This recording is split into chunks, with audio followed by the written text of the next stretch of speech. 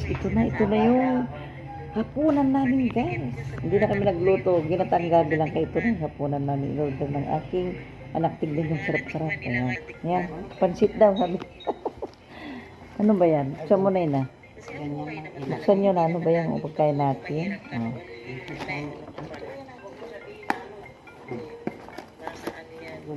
Uy, inasal. Inasal. Yan. Uy, uy, ganun. Uy. Yummy guys, oh. Oh. Mang inasal. Kanino yan? Kilala. Yan. Ang sarap ng amoy, oh. Ano? Nang inasal chicken and java rice. Ay, wow. Yan na. Ayan. Oh, ang dami lang dyan, show.